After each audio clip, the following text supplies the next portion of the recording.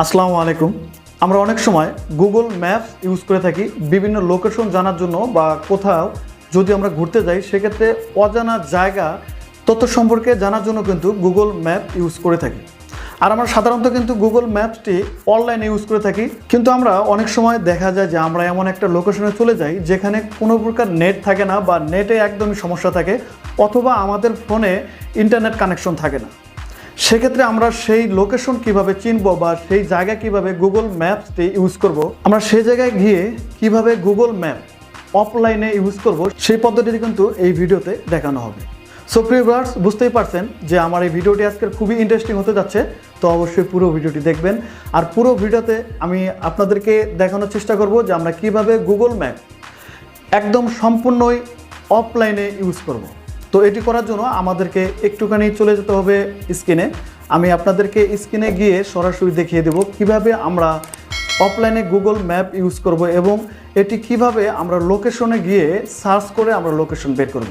তো প্রিয় ভিউয়ার্স, অফলাইনে গুগল ম্যাপস রান করার জন্য আমাদেরকে চলে যেতে হবে ম্যাপসে।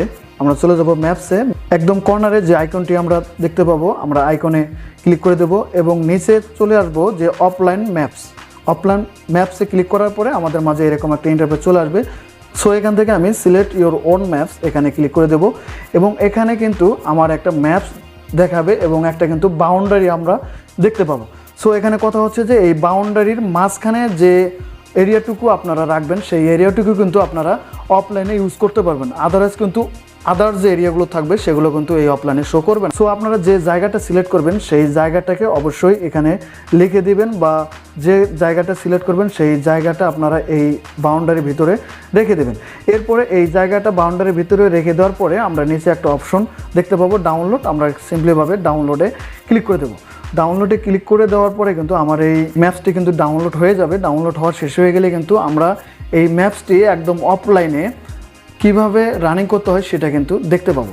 তো আমাদের লোকেশনটি কিন্তু ডাউনলোড হয়ে গেছে। আমরা এখন দেখব যে আসলে এটি অফলাইনে কাজ করে কিনা। তো এর জন্য আমরা চলে যাব ব্যাক বাটনে। তো এরপরে আমরা চলে যাব আমাদের ফোনের যে নেট কানেকশনটি আছে সেটিকে আমরা ডিসেবল করে দেবো। সো আমার ফোনটি কিন্তু ওয়াইফাই কানেক্টেড, সো আমি এটাকে ডিসেবল করে দিলাম।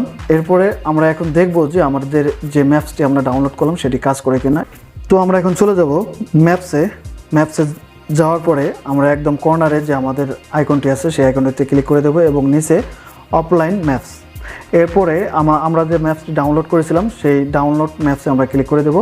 ক্লিক করার পরে আমরা যে ম্যাপসটি উপরে আমরা যে আইকনটি দেখতে পাচ্ছি এখানে ক্লিক করে দেবো। ক্লিক করার পরে কিন্তু আমাদের সেই কাঙ্ক্ষিত ম্যাপসটি কিন্তু চলে আসবে। সো এখান থেকে চাইলে কিন্তু আমরা এখান থেকে জুম করে বা জুম আউট করে কিন্তু আমাদের সেই কাঙ্ক্ষিত লোকেশনটি কিন্তু আমরা বের করতে পারবো। তো আশা করি যে আপনাদের এই অফলাইন ম্যাপসটি অনেকেরই হেল্পফুল হবে। তো প্রিয় ভিউয়ার্স, এই ছিল পুরো ভিডিওটাতে। ভিডিওটি যদি ভালো লাগে অবশ্যই একটি লাইক করে যাবেন আর কমেন্টস করে আপনারা জানাতে পারেন যে পরবর্তীতে কোন ধরনের ভিডিও চান। আমরা চেষ্টা করব আপনাদের রিকোয়েস্টের ভিডিও পাবলিশ করার জন্য।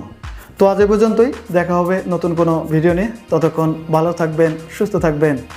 খোদা হাফেজ।